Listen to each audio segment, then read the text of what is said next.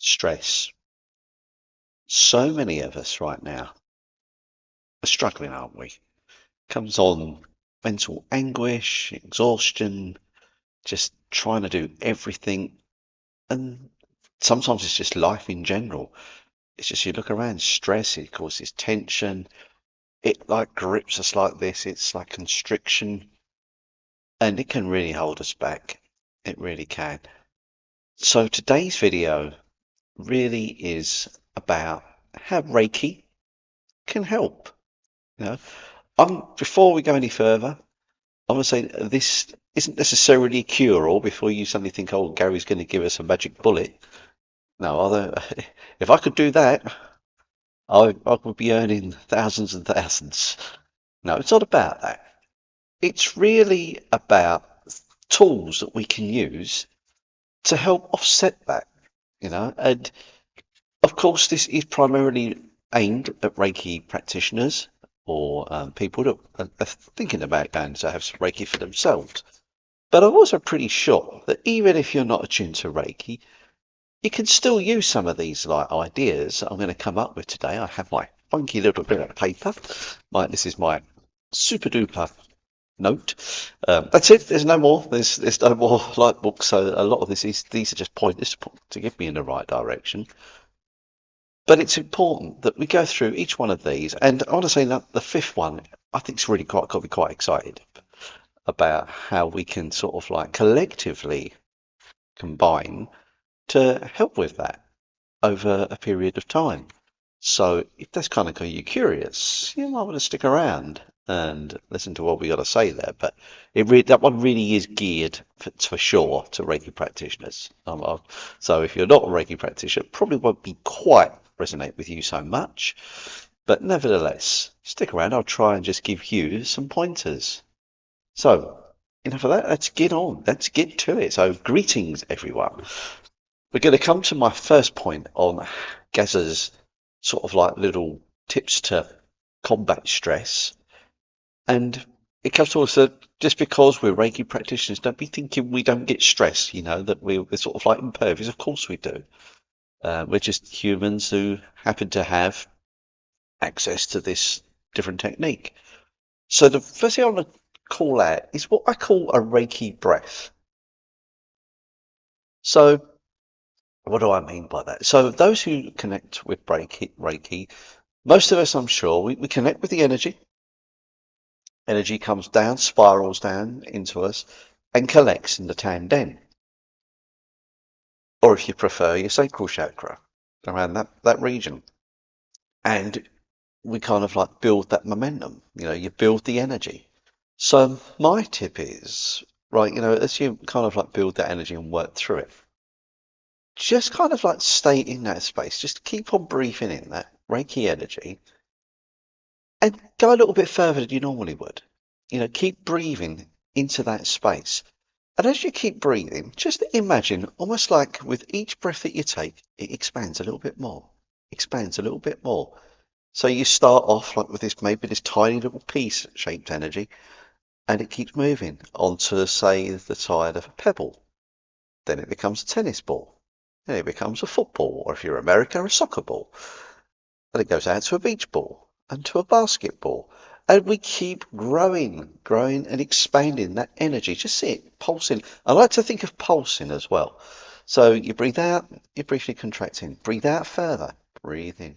Breathe out further, breathe in. All the time, we're just building that golden breath, pushing it outwards, pushing it upwards, pushing it downwards. Literally see it going right into your whole aura. And this is really useful, when you are feeling stressed. This is like a one to do in the moment. When you're angsty, you're like, oh, it's just. Let's imagine there's someone who's just driving you potty and just think to yourself, let me just work on my Reiki breath. Push it out, push that energy out. Literally, and as you fill up with that golden energy, with a bit of luck, it will find those little spots where we have these kind of like, how can I put this? Little disruptions in your energy field, and we do our best to push it out. So keep pushing, keep pushing, keep pushing. Build it, build it, build it. The energy going up, below, and just keep breathing out the stress. Make it your intention as you're doing it. I'm going to breathe out stress. Breathe in peace, breathe out stress. Breathe in relaxation, breathe out stress. You can really work all these levels, get creative with it. And the great thing with this one, yes, this is primarily aimed at Reiki people, but for sure, if you're not attuned to Reiki, you could still use this tip. You could still imagine that golden energy can build in there, and you're just making it your intention to breathe it out.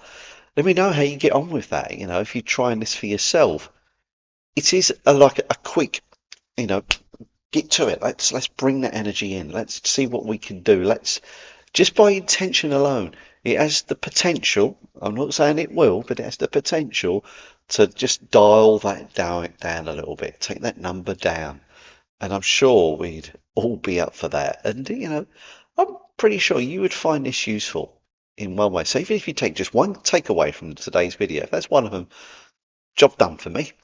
But of course, I've got four more to share with you. The second one is certainly aimed at Reiki practitioners because if you start getting to level 2, you can then start using certain symbols. So, and this is where it's useful if you're not attuned to Reiki to go visit someone who may potentially help bring a little bit of stress relief. Um, I mean, I will say some names. If you're not attuned, this is going to go straight over your head. That's fine. But the one I'm really thinking of is the Seiheki energy. The one that's kind of goes like this. And that, again, as we know, is the heavenly key. Works really kind of can help with those emotions. Let release. Tension is for me at times. It's like an emotional suppression, and then we can just really see the steam almost coming out. So one of the things that we say now where I work is we always try and bring in that, make those symbols gold. It's a beautiful highest vibration we can work with. Make it gold rather than traditional black. It's just up in the game. Let's up the game. Let's up the frequency. Work with the high frequency energies as opposed to the lower vibrational ones, and it will make a difference. So try and bring that in if you feel it's appropriate. Now, this is something we do have to be aware of as Reiki practitioners, where we think of a one size fits all.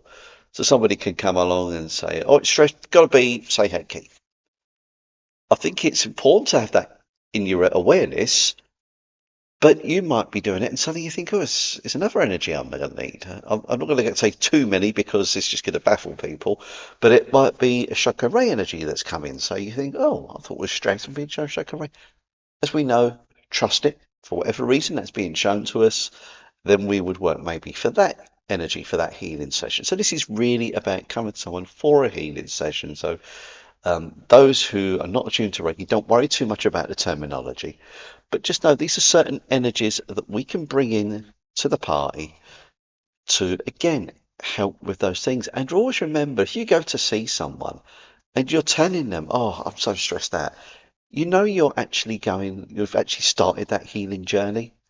It wasn't the Reiki practitioner that brought you there. You decided to go to that person. So always remember, give yourself some credit for taking that first step. It's really important that we do that because ultimately, all us Reiki practitioners do is get you to heal yourself.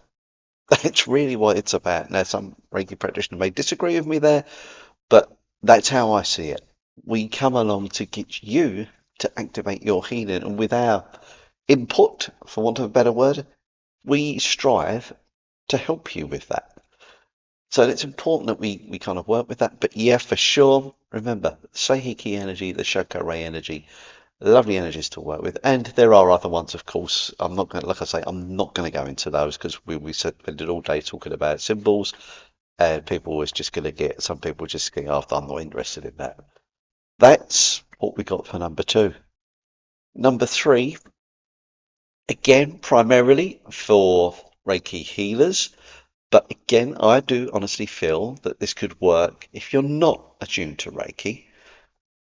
Kind of similar to like the goal, like the breath that I'm talking earlier, but this is more self-healing. It is self-healing, maybe a bit more traditional self-healing as what we're accustomed to. So we would connect with the energy And it's up to you whether you wish to go hands-on healing. So, for example, and I love the simplicity of Reiki sometimes. It is so simple. I mean, one of the things I try and steer away from is complication because some people do all sorts of weird and wonderful rituals. If I've got a headache, do that. Simple. Put the energy right where it's needed, and it can be that simple. We're making that our intention, or you can hover your hands there.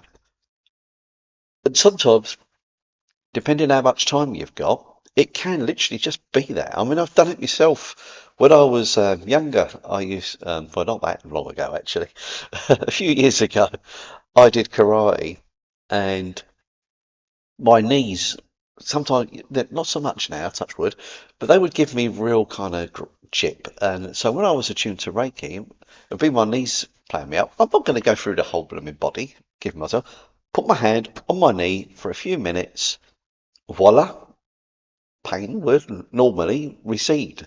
And it definitely worked. So you can certainly do something similar for your stress levels. Just imagine, again, just holding that energy there, saying, I'm really stressed out here. See the energy going in, and with your hands just gently glide to where you feel it's needed.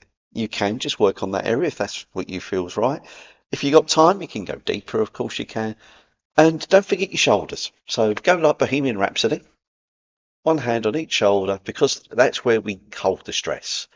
It's like it accumulates right on those tension points right there.